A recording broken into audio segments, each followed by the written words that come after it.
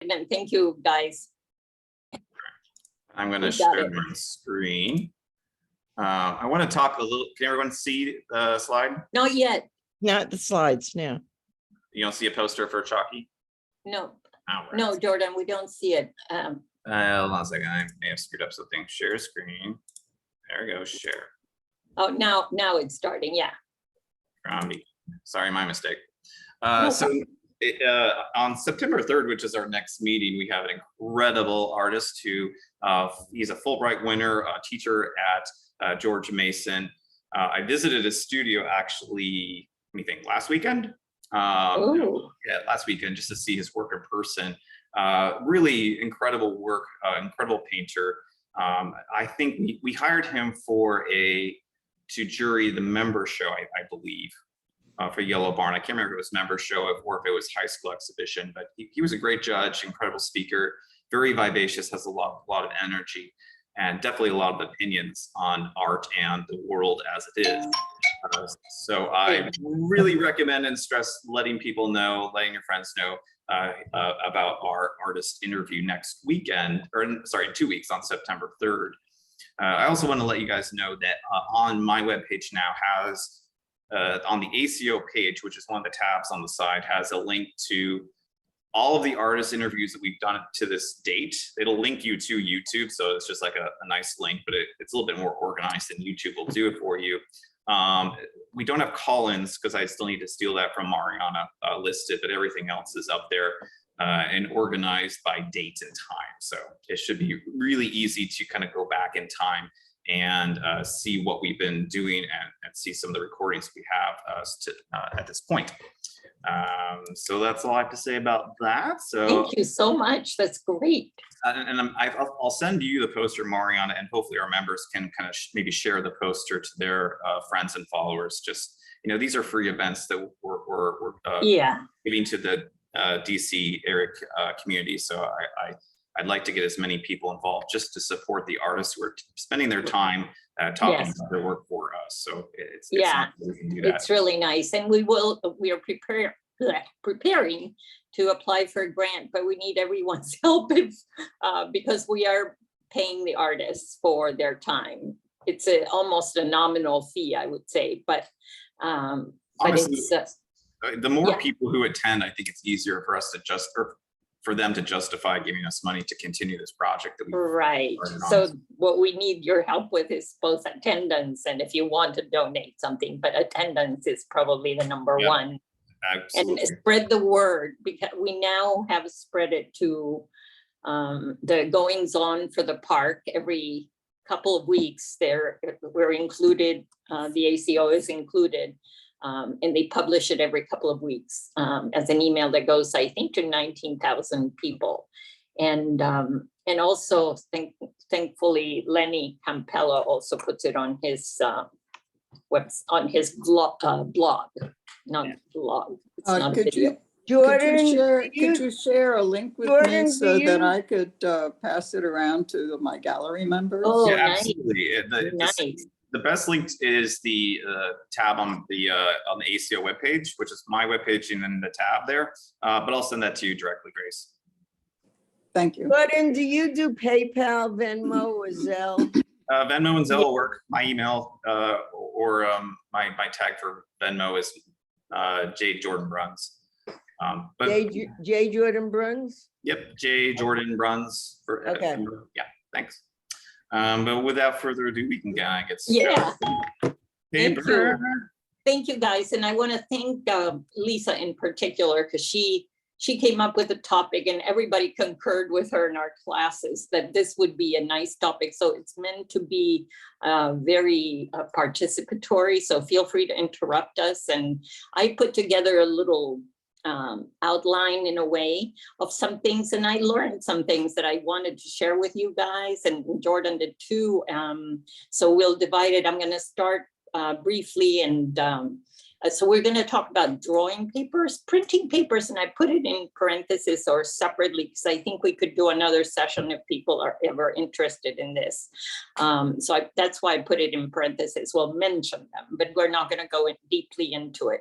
Watercolor and water media, I'm quite familiar with that. And we have many of you who also know about that. So jump in when you want to. And of course, mixed media and oil papers, which are kind of new on the scene, relatively new on the scene. So I put in some information that was sort of new to me about how they're made, and also how to make any other papers archival for our purposes. More and more artists are using paper now. I notice even oil artists, because it's easier to transport to workshops, to classes, and they can be more easily mounted with the new kind of acrylic media and acrylic glues, and can be mounted onto panels or onto backing boards to make them stiffer and more frameable.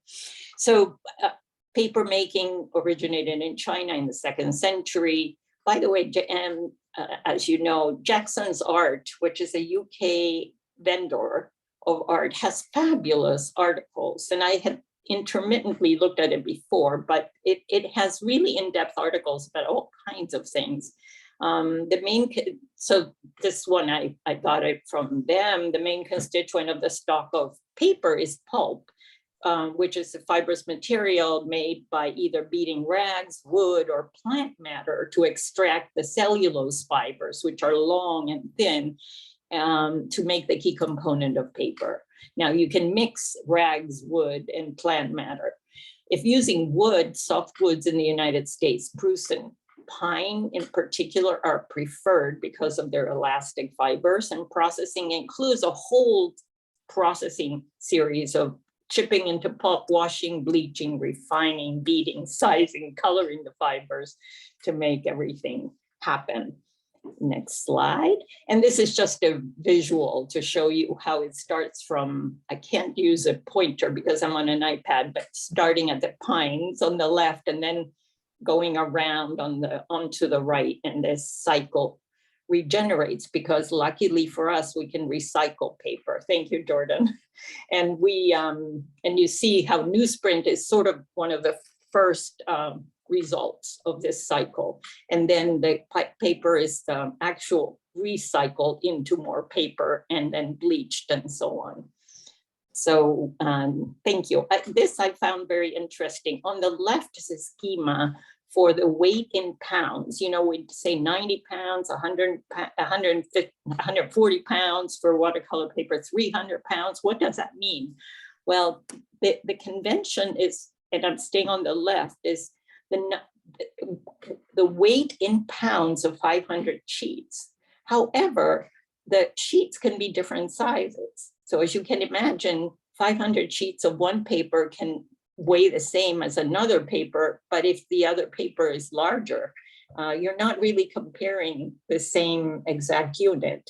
So you're comparing apples and oranges. So the pounds is a approximation that can have a lot of variance.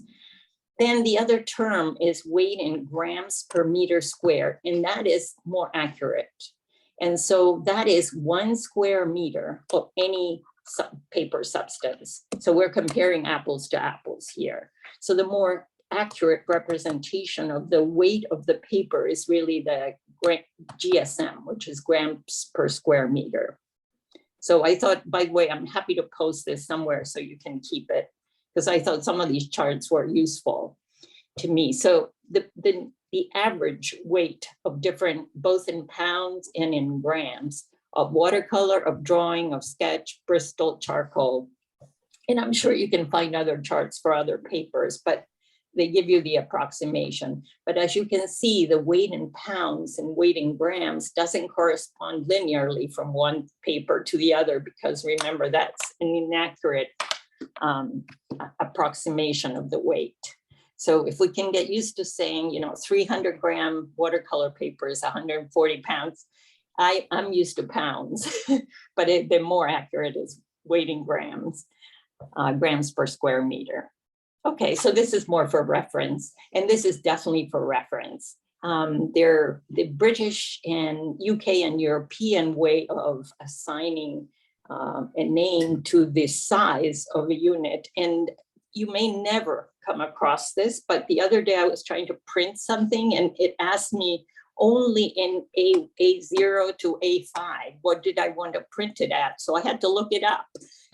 I did not know. So on the right, you have the representation in centimeters. So it's that's the unit. So next slide, if Jordan can. Oh, and Jordan is going to show you. I thought I had this from Japan. I thought I had because they do the same system. They have for at least panels and canvases. They have it for F. So I think paper may be A, and then other letters of the alphabet will be like F and so forth. But I think I covered up all mine with SO. Oh, I didn't know that. Yeah, I was wondering if that's the reason why. Because I ran into this and I was like, well, I don't understand this new system. Can you just give me dimensions? And but I guess other countries know this by heart. But yeah, anyway. Yes. Yeah, I noticed in UK, they always talk about, oh, I did it in A3. And I go, what is that? So there's your reference table.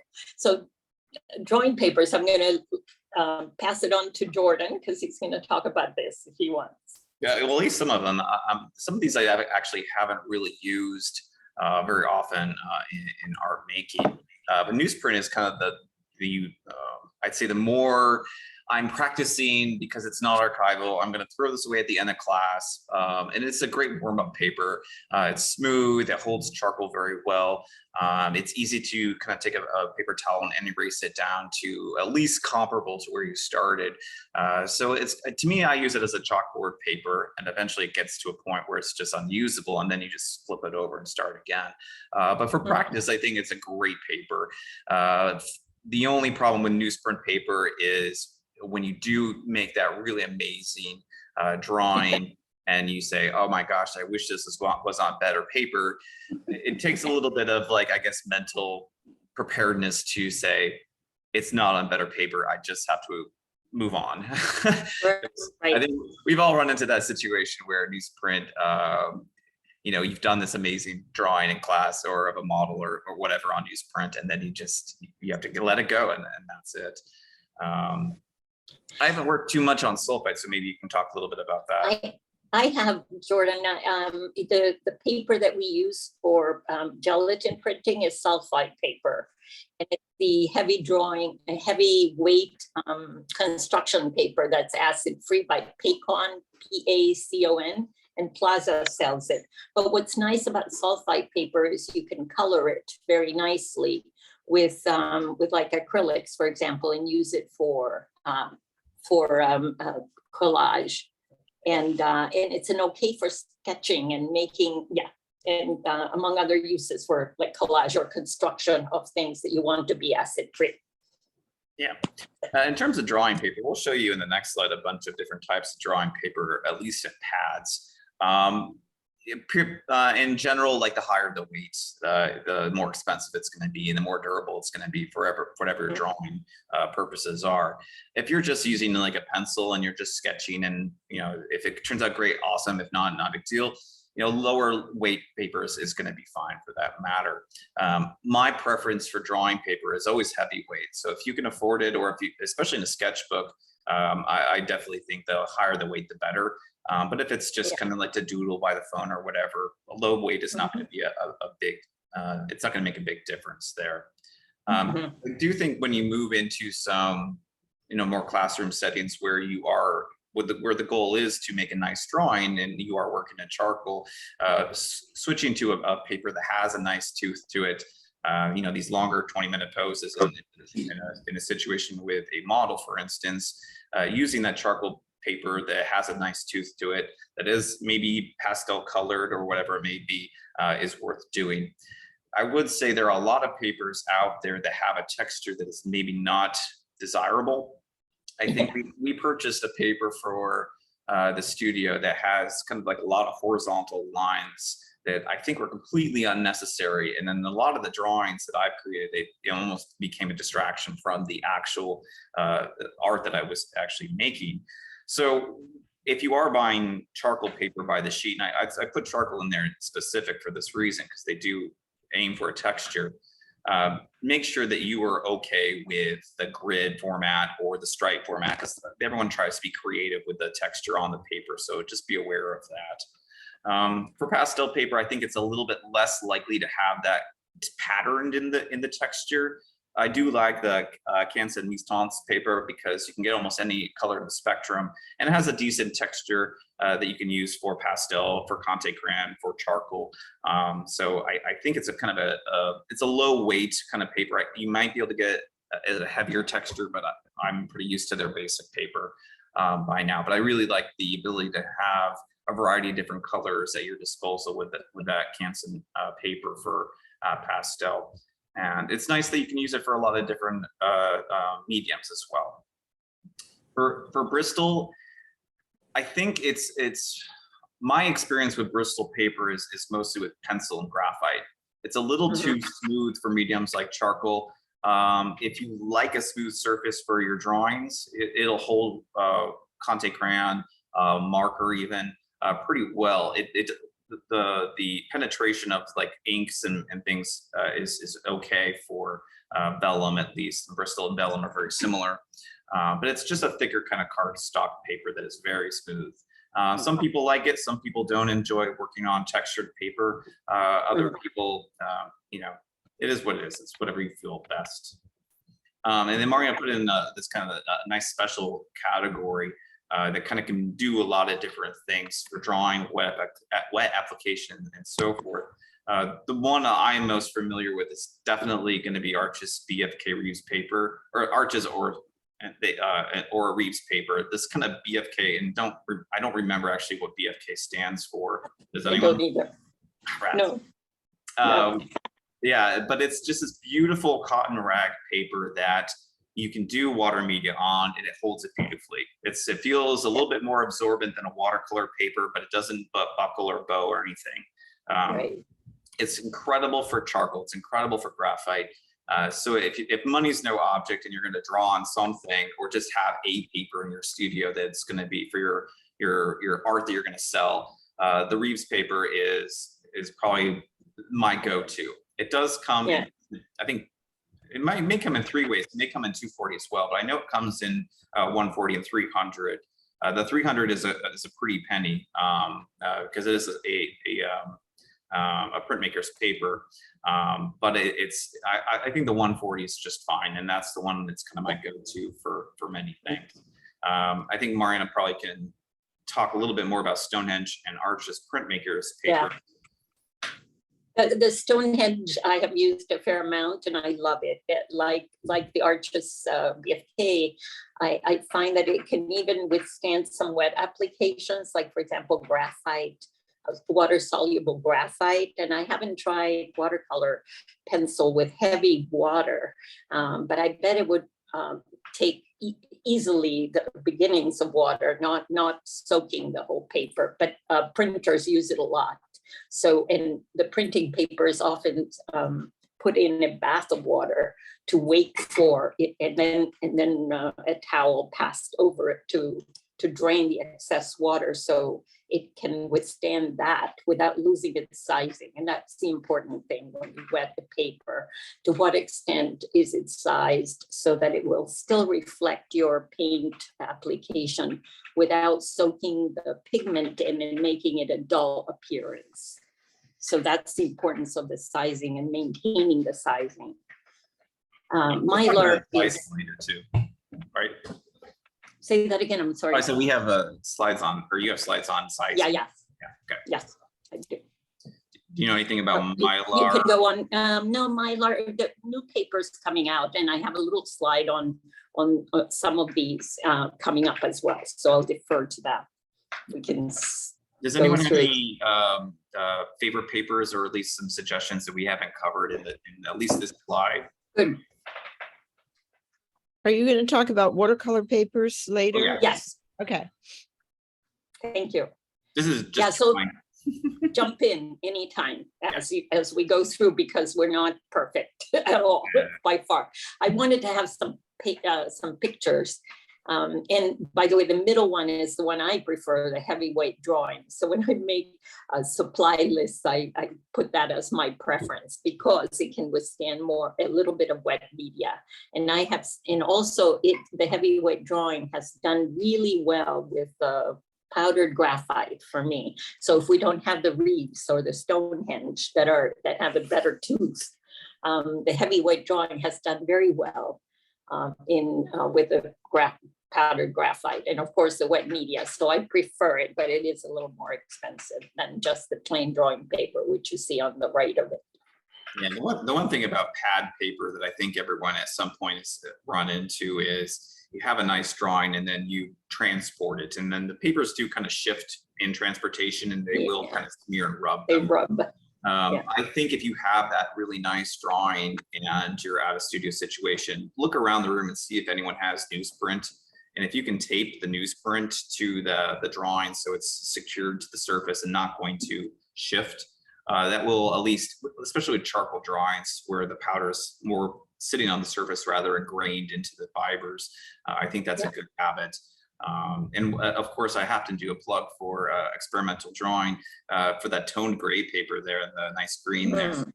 Toned paper is a fabulous surface to work on if you haven't done a lot of drawing on a gray surface. I think later in the fall, I think our last session of experimental drawing, we have an entire 4 weeks on just toned paper and drawing on toned paper and what that means. And it really is nice because you have to think about adding light and adding dark. So if you're more familiar with just working on white paper, your goal is really just to add line and to add shadow. If you're working on a black paper, your goal is to work on line and shadow. If you have a kind of a toned paper, you have to kind of think a little bit more, I don't want to say three-dimensionally, but you have to think about lights, you have to think about grays, and you have to think about shadows. You're adding their lights, you're adding your shadows, and your gray is your middle ground. So it does change the way you think about drawing and seeing the world a little bit. Yeah, good point. In terms of not smudging, by the way, make a plug for recycling the paper that many crackers come in, like the inner paper of the box of crackers, for example, or even cereals, is a wax type paper. And that also, I tend to open it up and sort of iron it out just with my hands. And it can protect either drawn or painted paper from each other, like the acrylic papers, when it's warm, will stick to each other. Like if you're doing collage and you have painted and embellished some nice paper, sometimes they stick to each other if you leave them in your car in the summer. And so I tend to put that, also just regular wax paper that comes in a roll and helps you to bake or whatever, and parchment paper also, those two work for protecting if you can't invest in glassine or newsprint handy.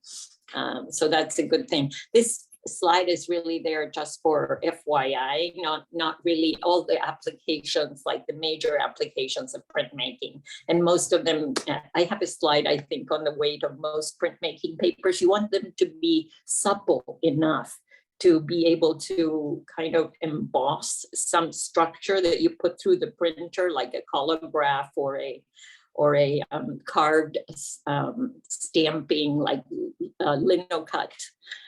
So you don't want a paper that's too stiff, and at the same time you want it to be sturdy enough so that when it comes out of the printer, you actually have a good solidity and integrity. That's all I want to say about printmaking. If people are interested in printmaking papers, Liana Harbath, who has dedicated her art life to printing, is happy to do a session on printing papers with us.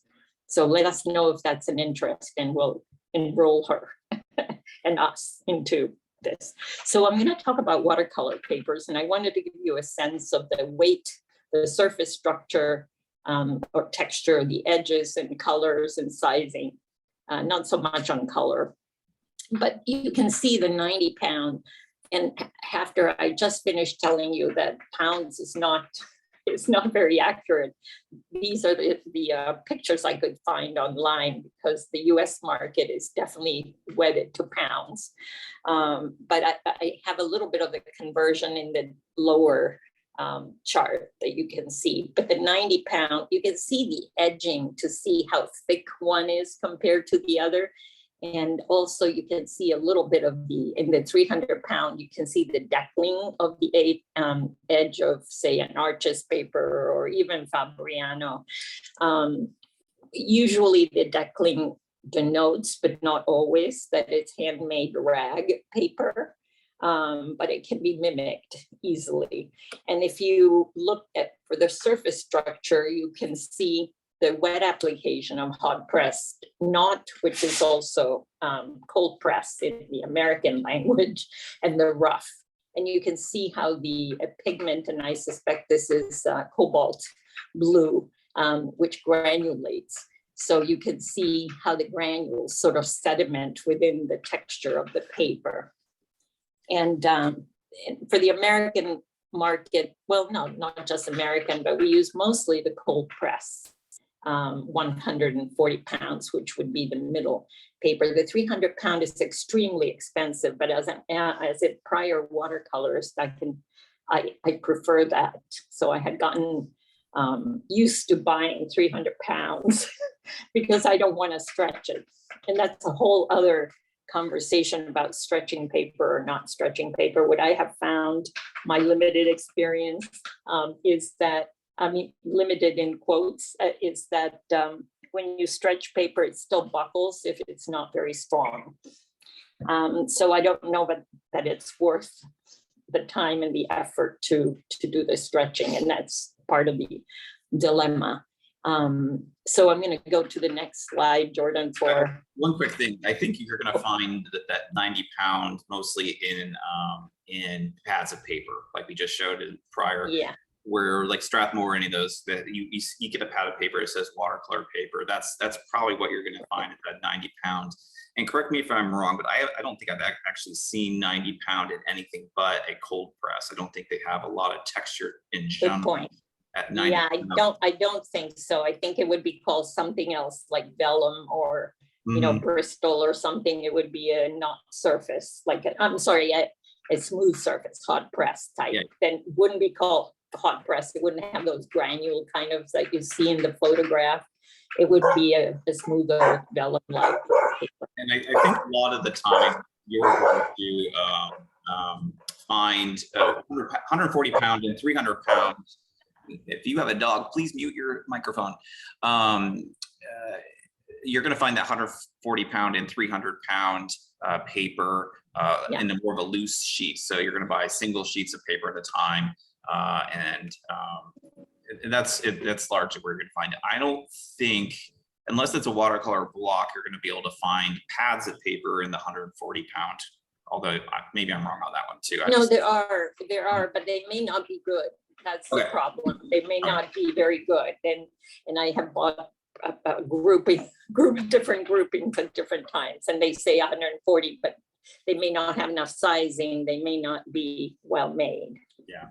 Did you want to talk a little bit about the watercolor blocks as an option for purchasing? Yeah, actually the watercolor blocks is kind of the easy way of not having to stretch paper and being able to paint in a way that it controls the buckling. And the reason is that it's glued on almost all four sides, except for one section in the middle that allows you to put a knife or a painting knife in, and then oh, thank you, Jordan. I don't have one handy. And that's how it looks. And it's 140 pound paper or 300 grams per meter square. And that's an Arches block. And this is like where you have that little area, not, I don't know if you guys can see, where it's not actually exposed to the gluing around it, and just slide it. I use a palette knife because it's not too sharp, or a fingernail, and slide it around the edge to kind of, when you're ready to remove the piece and paint on the next one below it. But these are just stacked papers that you do one at a time. But I think they're nice for travel, especially if you're going on vacation. They make a wide variety of sizes for them. I honestly prefer loose overall, but I think that's a nice kind of, it's not the loose, travel, it's great. Right. Yeah, there, you can make your own, by the way, if you're good at cutting paper exactly right and putting glue around. There's plenty of YouTube videos that show you how to do that, some better than others. But you can make, for example, a small color block if you want to take it to travel. And so that's a nice way. The other way to not have to stretch it is to wet the entire surface of the paper and to work wet in wet.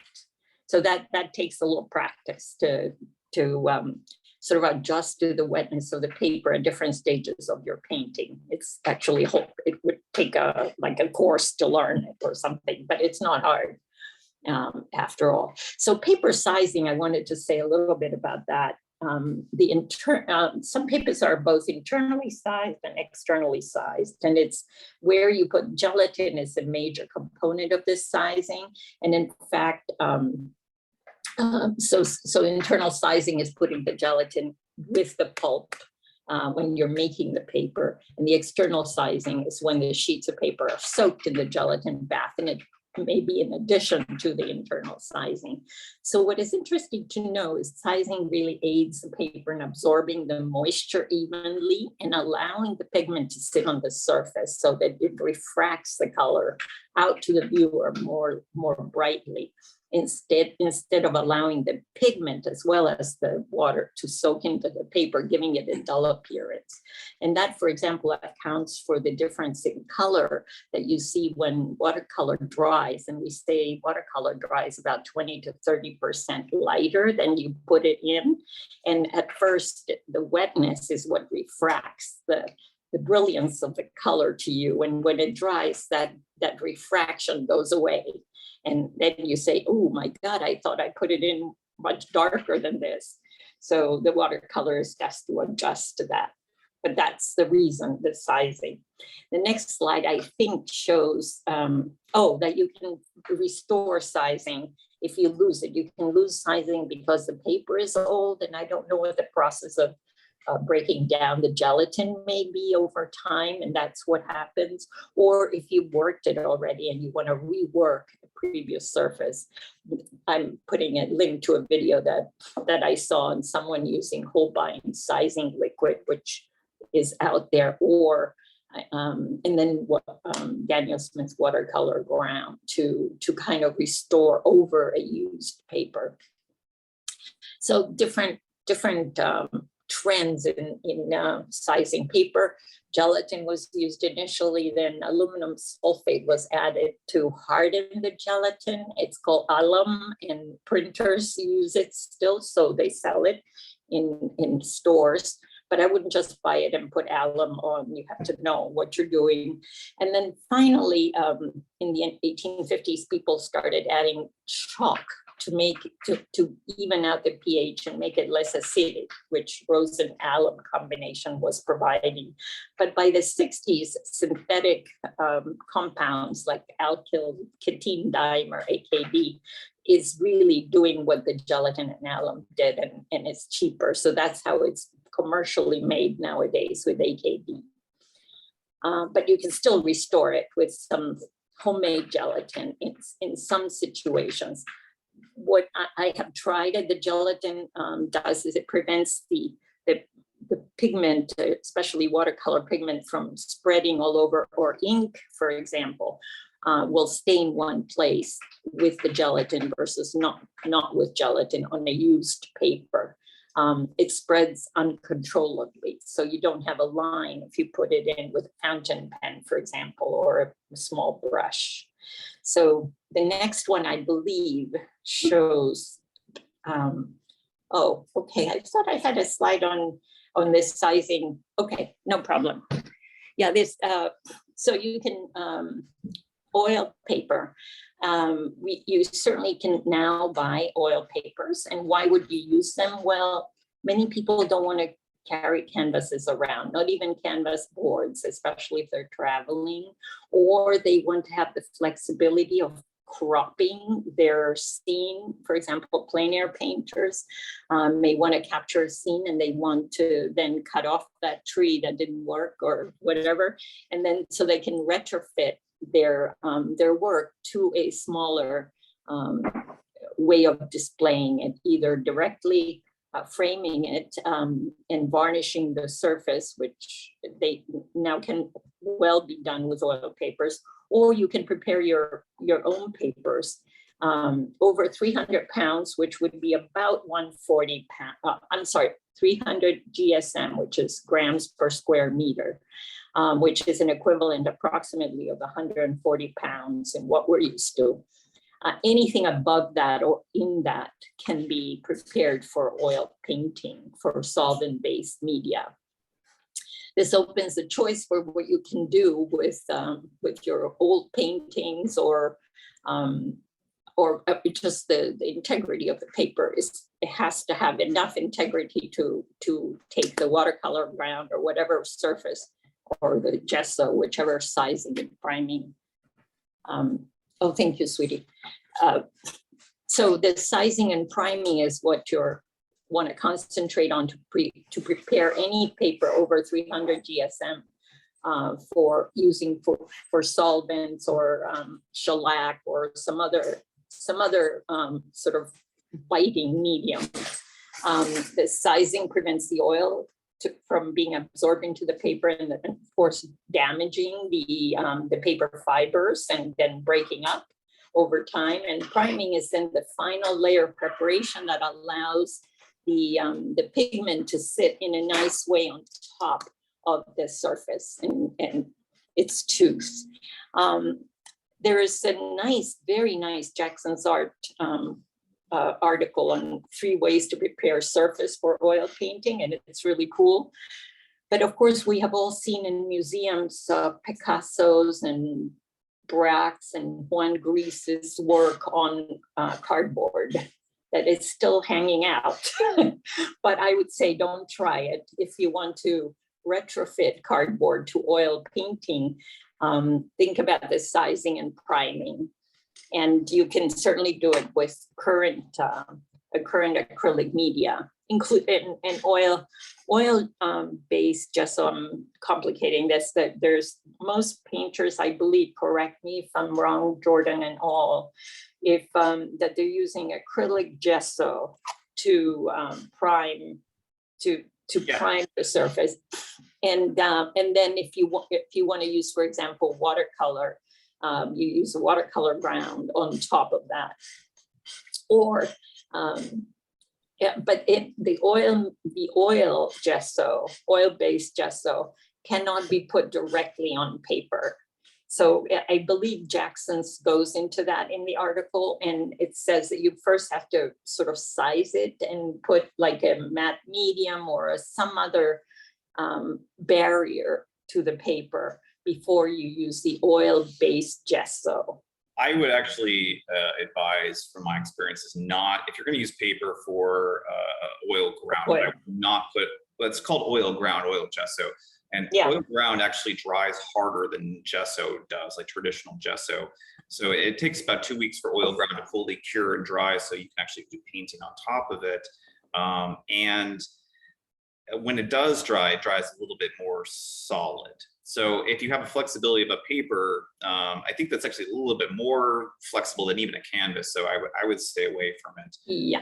My suggestion and my guide for people who want to paint oil on paper and don't want to spend the way too much money in the art store, if you ask me, is if you have old watercolors, 140 pound, in the past, I've just shellacked them. So the process for shellacking, and this is something I learned at MICA, that you just take 50% mineral spirits and 50% shellac, and just do 2 coats on top of an old watercolor that you just was a disaster or fail or whatever.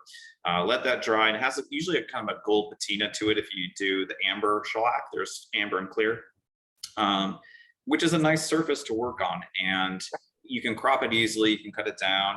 It's very transportable. It buckles a little bit, but for the most part, it's a great surface to work on. You can gesso too if you want a white ground, but for the most part, I think the shellac ground is probably cost effective and easy way to recycle bad paintings or scrap watercolor paper to become oil based.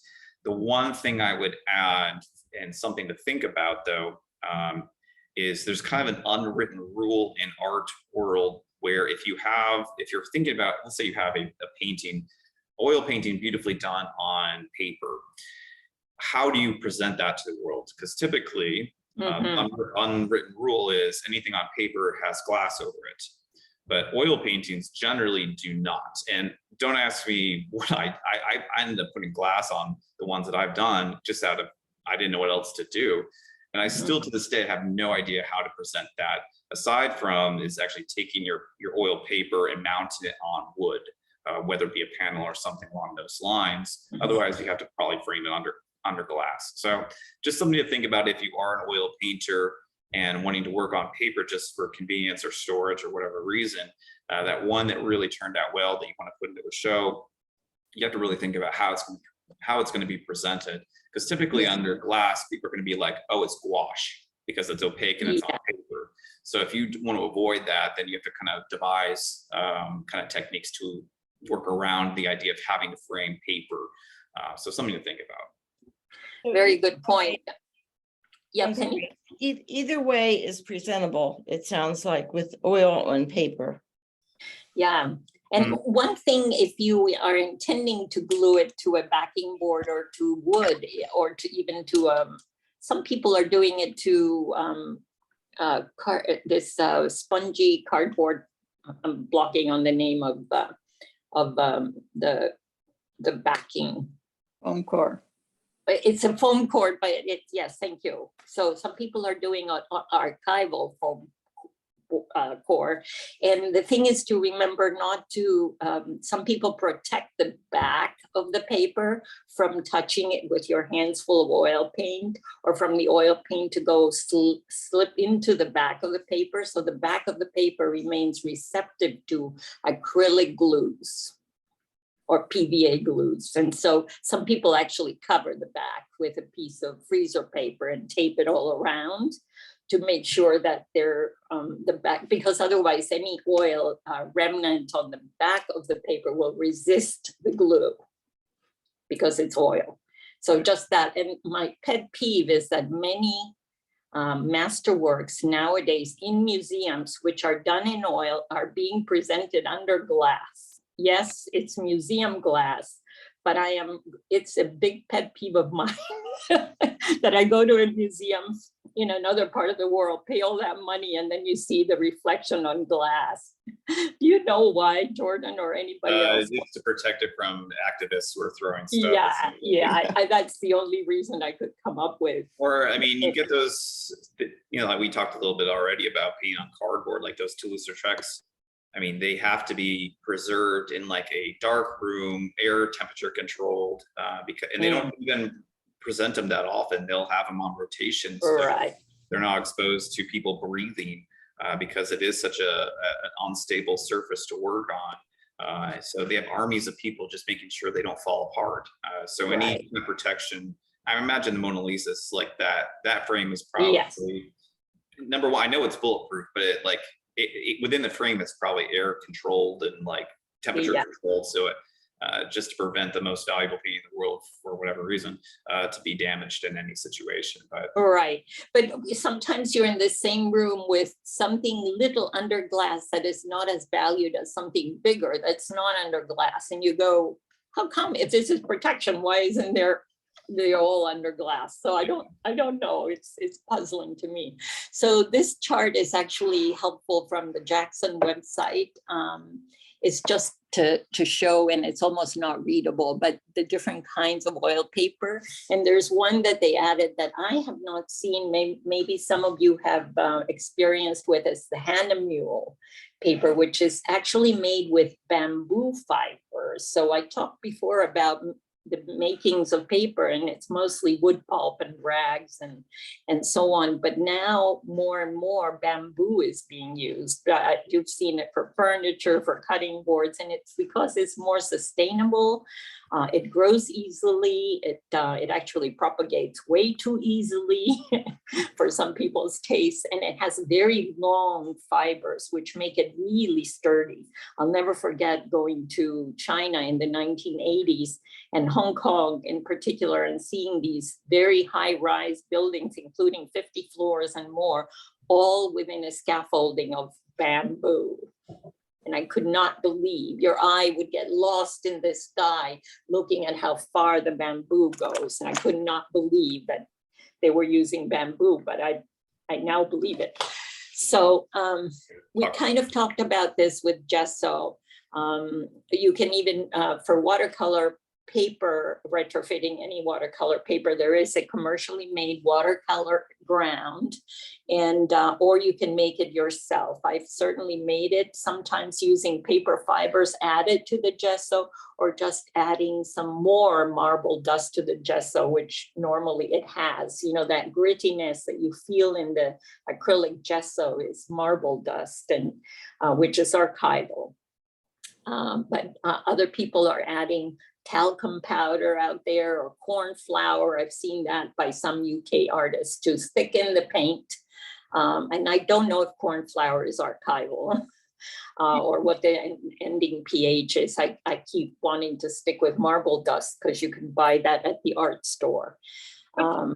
Anyway, what yes. does that do? Does that give the paper texture? Yes, it gives more texture and absorbability of the paint. That's what you're aiming for for example, in a watercolor preparation. Very good question. Yeah. Yeah, in normal gesso, it's marble dust and gypsum, which kind of gives that white kind of coloring. They have a clear gesso out there too, which is for, I'd say, acrylic, like synthetic. There's no like marble dust really. And if you are using a clear gesso to kind of go over, let's say you did a watercolor and you say, oh, well, let's do oil on top of it, which is something we do in class here. You use that clear gesso over the entire watercolor, and then you can actually paint oil on top of a watercolor, which is really cool. But it's not going to feel the same as painting on a white gesso surface. But you also get the benefit of the watercolor showing through, although it is a little bit kind of it's a little cloudy. It's not the same kind of clarity, but it's still a really kind of fun process to experiment with. Right. Right, so we can move to the next slide unless there are questions on this. And this is what the bamboo paper, the Hagemühle is I think it's a German brand, or I'm not sure who makes it, where it's made, but it's very cool to watch this progress. So their bamboo paper is 90% bamboo fiber and 10% cotton, which is a nice combination, but I have not tried it. Has anyone? By chance? No, none of us, but it may be. I haven't even seen it for sale. I think you might have to order it online because I haven't seen it at Plaza, but I'm curious about it. All right, we can. Stop. Hey! Sorry. Yes, Linda? Did you want to say? I think she's dealing with dogs. Oh, okay. So I just wanted to mention a couple of really oddball papers that I find really exciting. And some of you may have heard of it or even had experience with it already, but it's Pulp paper, which is a synthetic, inert, and therefore archival paper, mostly for water media applications like watercolor and acrylic and gouache. I haven't seen any oil being painted on it, but I wouldn't put it past it that someone will try it or has tried it. So paint and water stay on the surface and only dry by evaporation, not by penetrating the paper. So there you have a border that forms when the paint dries kind of in your puddle of, because puddles of paint stay. Can we, maybe we need to mute.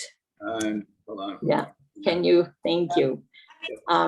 So it's very, very smooth texture, like a vellum or like a Bristol paper.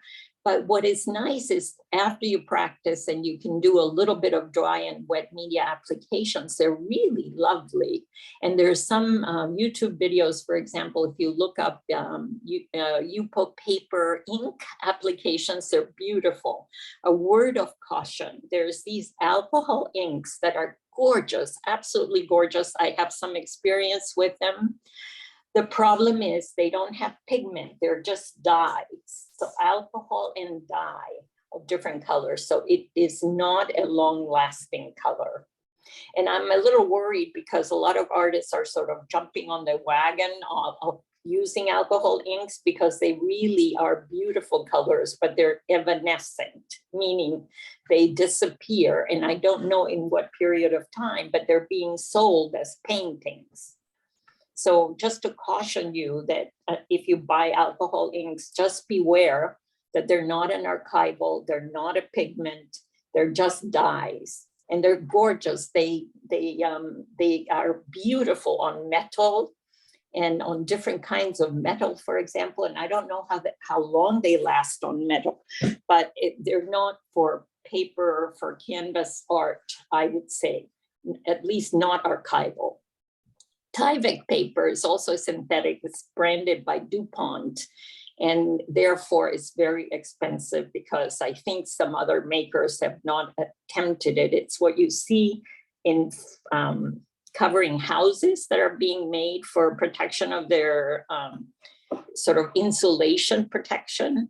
I'm sure you all have seen them. There are some other brands that are coming out there. I haven't tried them. And I don't know if I haven't tried to buy them, but I'm sure they're out there. And they're 100% polypropylene, which is a plastic, mostly for water media applications. I love Tyvek paper. It's a wonderful way of cutting stencils or collage because these papers are indestructible. You cannot tear them. They're long fibers of synthetic plastic, basically, and they cannot be cut. They have to be cut with scissors or knife. If you use Tyvek for watercolor and you put the watercolor against the light, you see, or if you just wet Tyvek paper, you can see the fibers crisscrossing. It's a beautiful look. And then you can do funny things with heat in Tyvek because it corrugates and it becomes kind of a flower, which some people are using to make like pins and things like that. But basically there's many uses for Tyvek paper and I don't mind it at all for using it with watercolors. And I would imagine that you can even perhaps use oil on it because it's a little more texture than Yupo, but I'm not sure. So I'm not saying to do it, it would be experimental. There's a new paper called Slate paper, which I don't know why it's called that, but it's also a synthetic plastic paper, but it's being marketed very much for printing.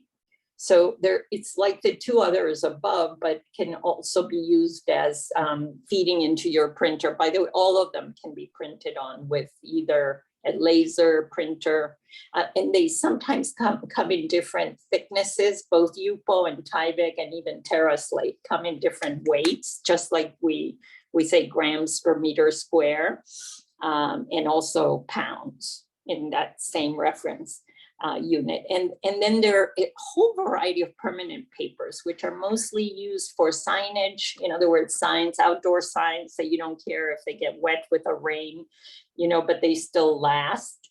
And for printing, and particularly for libraries to create archival collections or to protect other priceless manuscripts. So stay tuned for this whole very exciting realm of synthetic papers that could be helpful for art as well.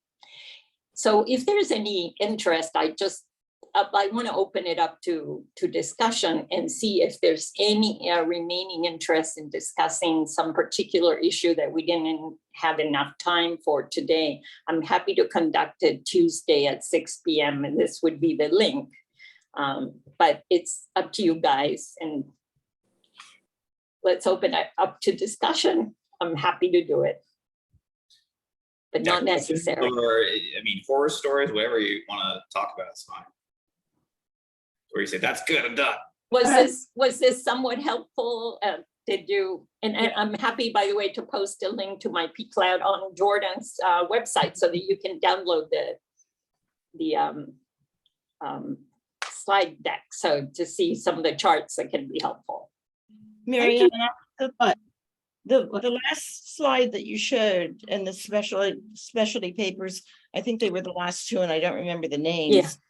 But where do you buy those? Do you have to Yeah, order- Terra Slate is, you can buy it online. I haven't seen it in blocks or anything. Good question. And the permanent papers, I just did a search for synthetic papers and all kinds. I thought Terra Slate was the name for all permanent synthetic papers, but it turns out there's more people selling permanent papers, which are, when you look them up, they're all 100% polypropylene or some some relative of that molecule. For a future event, it might be interesting to have a vendor come and demonstrate different kinds of paper with a sample pack that you could try yourself. Right.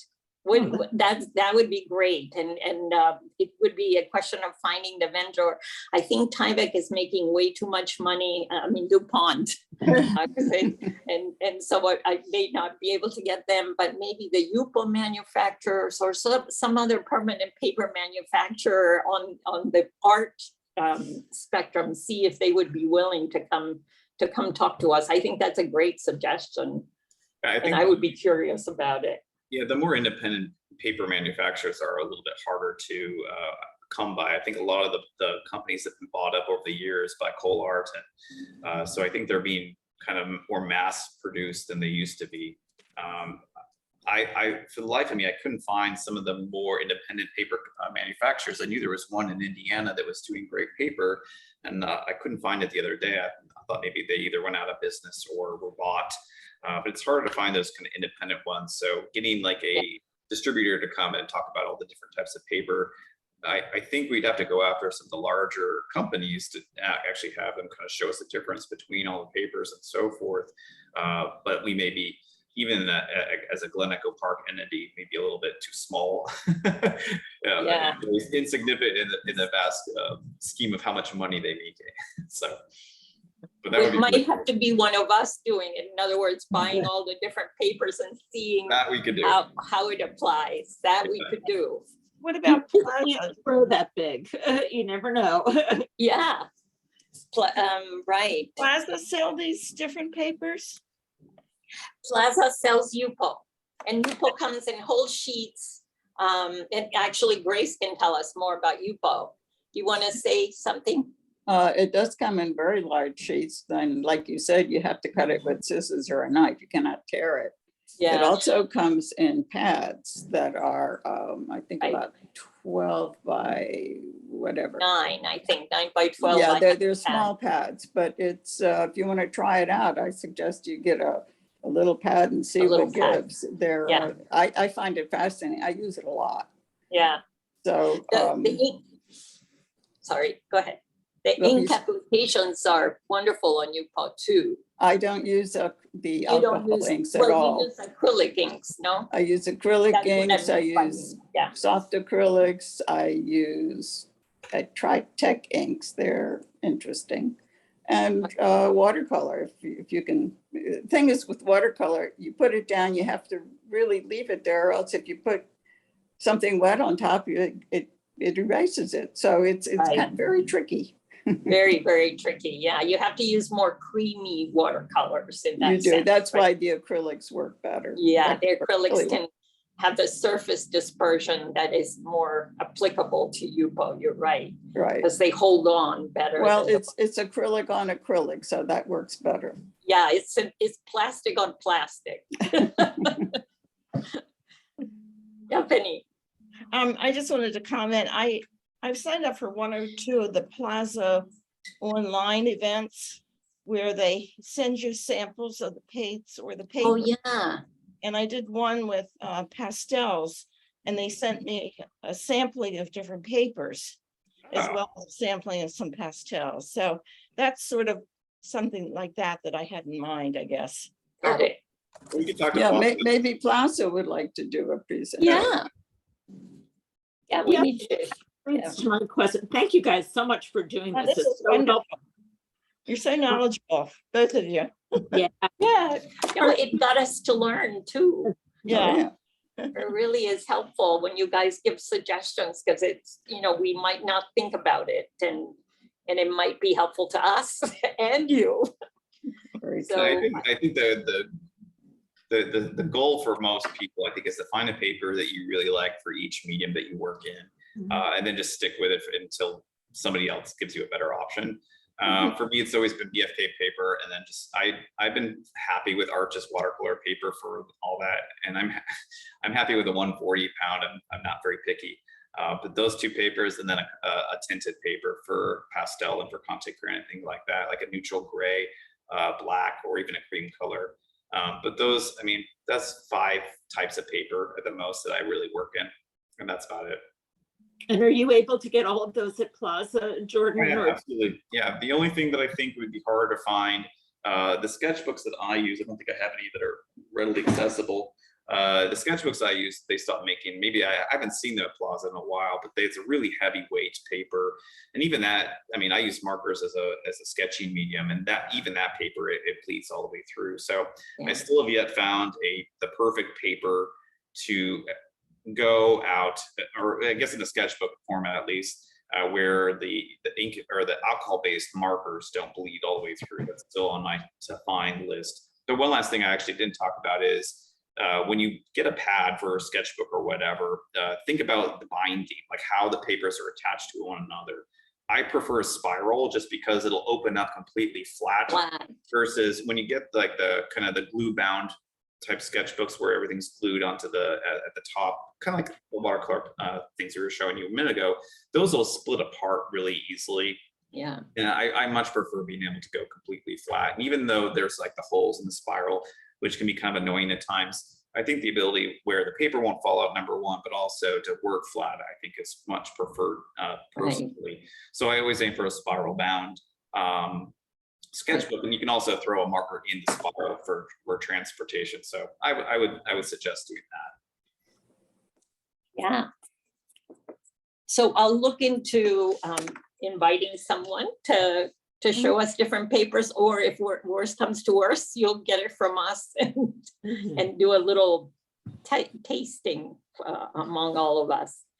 Any other questions, comments, requests? Thank you very much. It's very informative.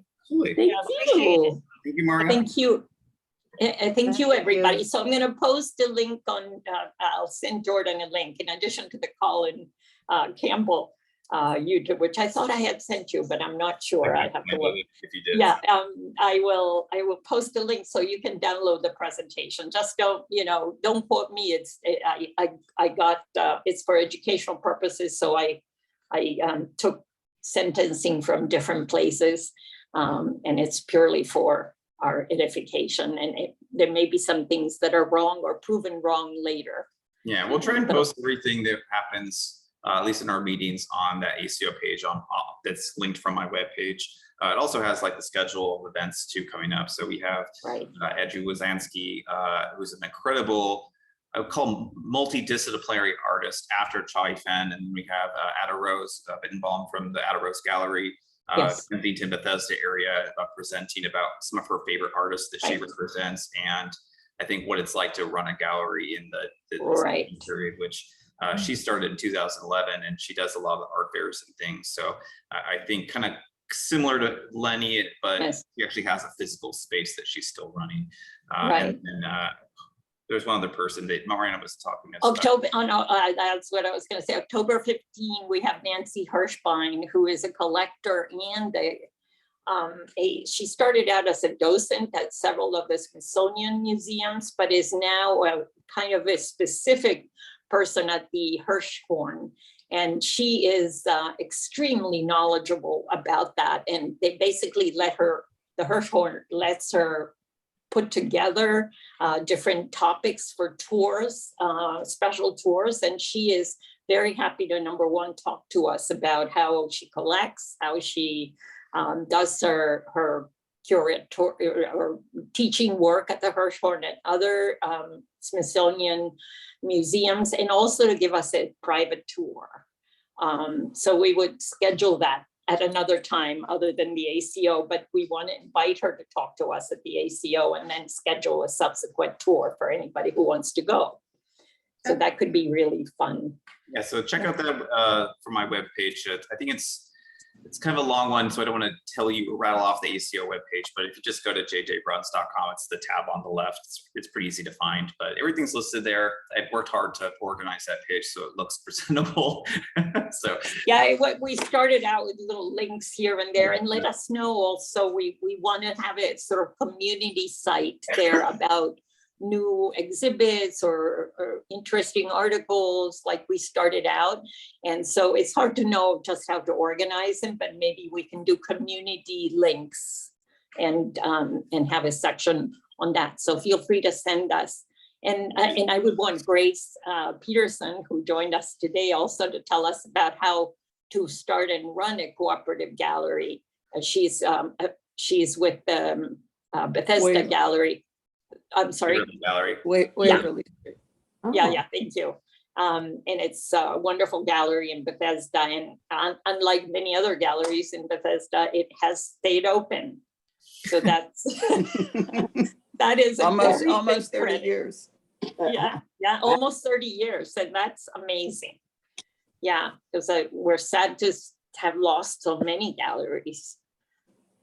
All right, well, thanks everyone. So thank you everyone for taking the time. I know it's August and people are on vacation and so on. So the hardcore participants, God bless you. Thank you everyone. Bye.